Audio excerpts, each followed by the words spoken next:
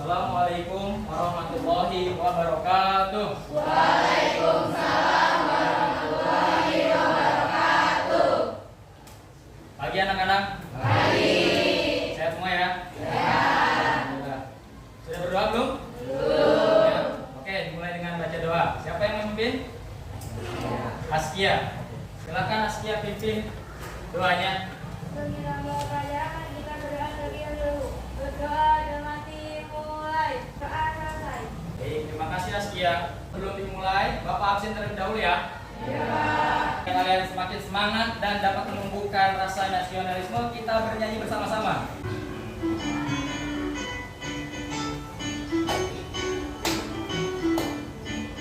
Berkibarlah benderaku, berkibarlah selama-lamanya. Ya, tepuk tangan untuk semua. Siap. Coba saya cek terlebih dahulu. Buku paket ada? Ada.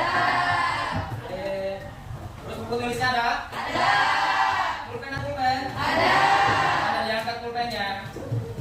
Apa yang telah kalian pelajari pada pertemuan sebelumnya? Aja. Coba apa yang pertama? Dapat dibaca dalam waktu singkat. Terus yang kedua apa? Permasalahannya? Tunggal. Hanya satu. Jadi konfliknya tidak bercabang. Yang tiga? Ceritanya tidak bertele-tele seperti di awal tadi. Ada yang langsung masuk dalam tujuannya. Ada yang lagi? Sumber ceritanya fiktif. Nah, tadi juga sudah disinggung ya. Jadi sumber bersifat fiktif. Fiktif itu apa? Tidak nyata atau tidak sesuai dengan nyata. Kompetensi dasar mengidentifikasi unsur pembangun karya sastra dalam teks cerita pendek yang dibaca atau didengar. Jadi yang pertama kalian akan mendata unsur tema. Itu adalah unsur pembangun karya sastra. Yang pertama tema. Yang kedua apa? Alur. Alur. Nanti kalian akan belajar apa sih itu alur. Yang ketiga apa sih ini? Latar. Nah, kalian sedikit banyak pasti sudah tahu apa itu latar. Yang keempat? Ada tokoh. Yang kelima? Tokohan. Yang keenam? Dan yang terakhir? Amanah. Oke, itu adalah indikator pencapaian kompetensi yang harus kalian kuasai, ya. Tujuan pembelajarannya setelah mencermati penayangan Salindia, ini adalah Salindia atau PowerPoint, dan video audiovisual dengan menggunakan model pembelajaran PBL dengan penuh disiplin, percaya diri, dan tanggung jawab, peserta didik diharapkan mampu mendata unsur-unsur intrinsik. Silakan perhatikan. Kami di sesi cerita inspiratif kehidupan yang kali ini bercerita tentang seorang penyanyi yang kaya namun pelit.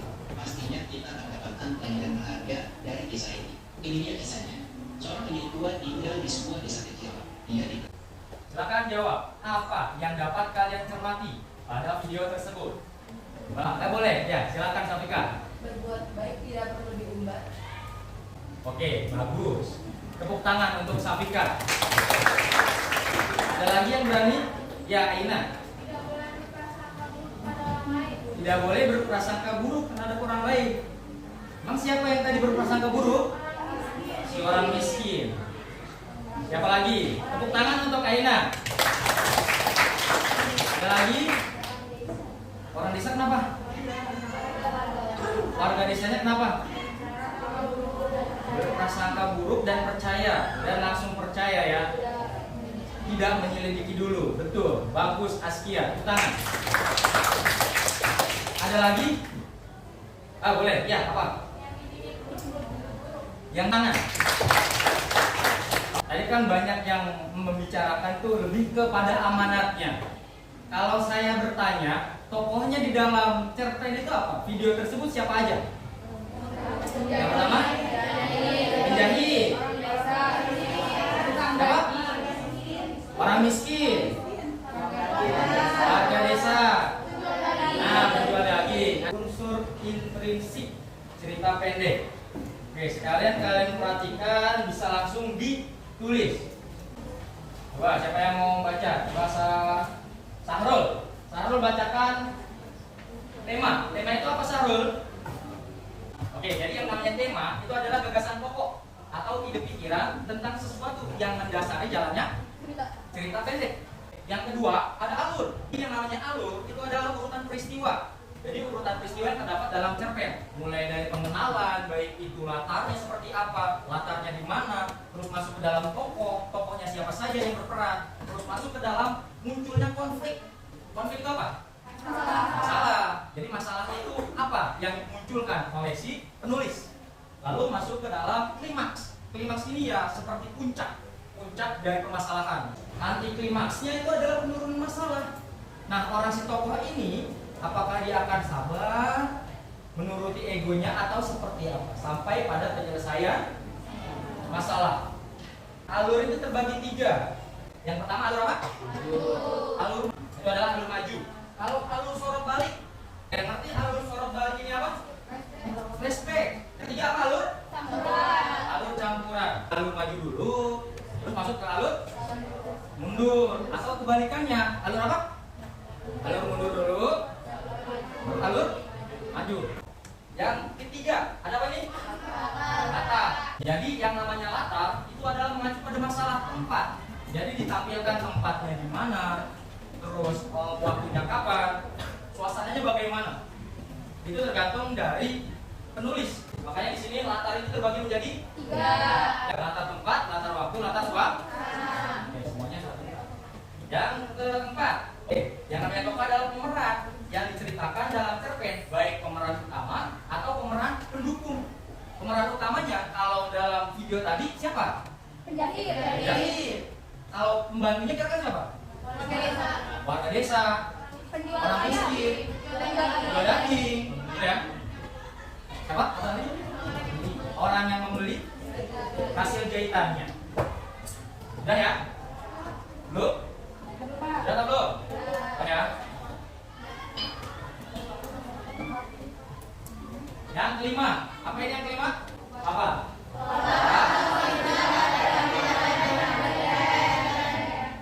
Watak atau sifat dari pemeran atau tokoh yang ada di dalam cerpen. Watak, tahu watak? Tahu sifat? Oke, kalau tahu saya tanya. Dari yang tokoh tadi kita sebutkan, yang dalam video, bagaimana watak si pengemis? Sangka, tuh, mengadu domba.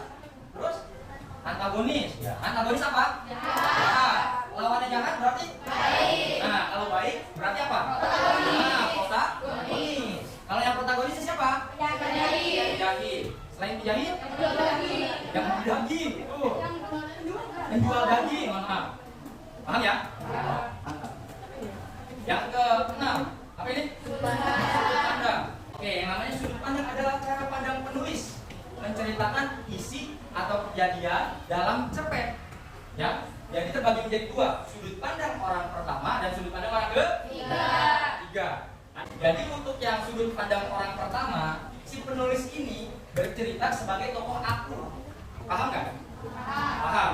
Jadi si penulis ini langsung, aku adalah seorang guru. Ya, aku adalah seorang guru yang mengajar di SMP Negeri 1 Setu Bekasi. Nah, dari ungkapan seperti itu, kalian sudah paham penggunaan kata aku itu berarti menunjukkan kalau kita menggunakan sudut pandang orang pertama. Pokoknya kalau aku itu adalah sudut pandang orang pertama. Oke, terima kasih. Sebagai tokoh ya. Yang selanjutnya sudut pandang orang ketiga. Sudut pandang orang ketiga itu terbagi menjadi 2. Ada sudut pandang orang ketiga pengamat dan sudut pandang orang ketiga serba tahu. Ini menceritakan yang dialami seorang tokoh dalam cerpen. Biasanya itu menggunakan nama-nama tokohnya. Misal saya menggunakan saya sebagai penulis Zulfan. Zulfan adalah seorang anak rajin yang di sekolahnya ternyata dia sering mendapatkan prestasi. Nah, itu adalah sudut pandang orang ketiga. Yang terakhir adalah amanah. Amanah itu apa, teman-teman?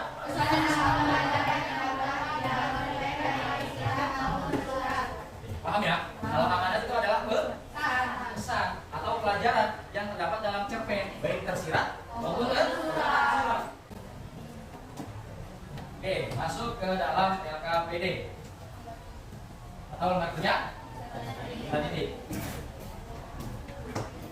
Jadi silakan kalian berdiskusi dengan teman-teman, dengan teman sekelompoknya. Lalu setelah kalian berdiskusi mencari unsur-unsur yang sedang kita pelajari, lalu ada perwakilan kelompok yang akan maju untuk mempresentasikan hasil diskusi. Kelompok sama? Kelompok dua? Kelompok tiga? Kelompok empat? Lima? Kelompok enam? Ya, oke, silakan kalian berdiskusi ya.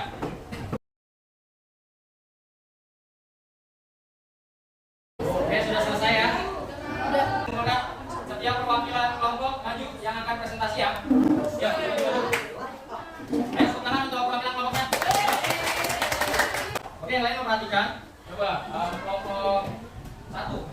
Coba bacakan temanya. Temanya apa? Temanya permasalahan perekonomian. Kelompok lain? Ada jawaban lain? Apa? Seorang anak yang berjuang demi cita-cita. Oke, yang lain? Apa? Apa? Perjuangan? Perjuangan hidup seorang anak penjual donat. Oke, kalau disimpulkan berarti sama ya masalahnya ya. Yang ini permasalahan tentang anak yang berjualan donat untuk memenuhi ekonomi. Yang selanjutnya ini cita-citanya. Yang ini sudah tepat karena dia menjelaskan perekonomian. Jadi permasalahan utamanya, tema utamanya berarti apa tadi? Perekonomian. Coba dibacakan buktinya apa?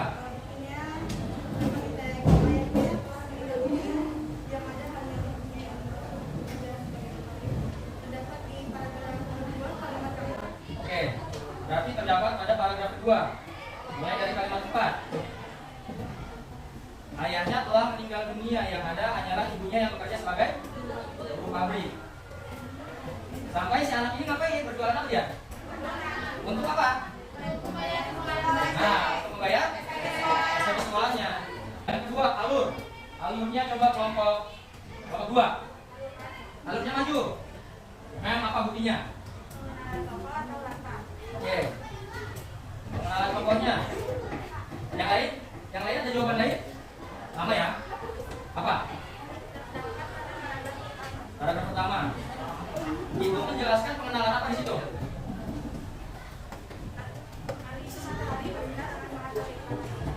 Latarnya siang hari. Terus ada latar tokoh enggak? Latar tokohnya siapa? Siapa tuh yang rambutnya ikal? Doni. Oke, itu sudah tepat untuk alurnya. Pengenalan, latar atau tokohnya. Ada lagi setelah pengenalan? Habis pengenalan apa? Munculnya konflik. Konfliknya di mana? Coba kelompok berapa yang sudah? Kelompok 1 sudah? Kelompok 3? Sudah. Munculnya konflik. Konfliknya apa? Doninya pertama dibully. Karena apa? Karena berjualan donat. Sekolahnya emang sekolah seperti apa? Itu. Jadi merasa ya kan. Ketiga, Lata. Coba kelompok 4. Ya, latarnya apa? Oke. Suasananya sedih sampai bahagia. Oke, itu buktinya di mana? Paragraf 1 kalimat 1. Coba dibacakan untuk waktunya.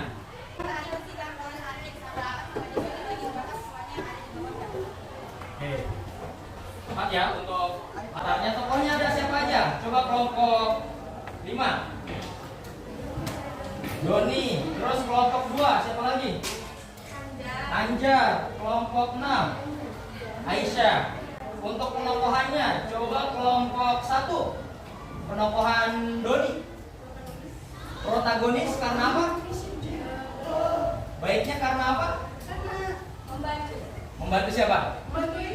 Membantu? Membantu? Oh, bapaknya Anjar. Oke. Betul. Sudut pandang. Siapa sudut pandang? Oke, siapa? Ya boleh, siapa aja? Orang ketiga. Memangnya kenapa? Ada buktinya? Apa? Apa tuh? Dia adalah Doni. Jadi sudah disebutkan nama tokohnya, ya. Amanatnya ada yang tahu? Coba kelompok berapa? 2? 3. Oh, 3. Ayo silakan kelompok 3. Ayo. Berbuat baik tanpa mengharapkan imbalan atau balas budi. Berbuat baik tanpa mengharap imbalan. Kelompok lain ada yang lain? Oke, kelompok 1.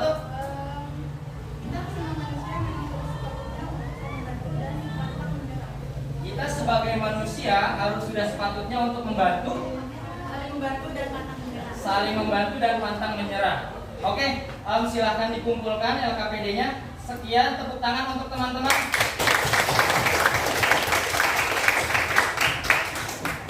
Yang terakhir adalah simpulan pembelajaran. Ya, simpulan pembelajaran. Yang dari tadi kita pelajari ada apa aja? Judul utama apa? Unsur? Unsur apa? Teks. Yang pertama, kelompok 1 ada apa aja?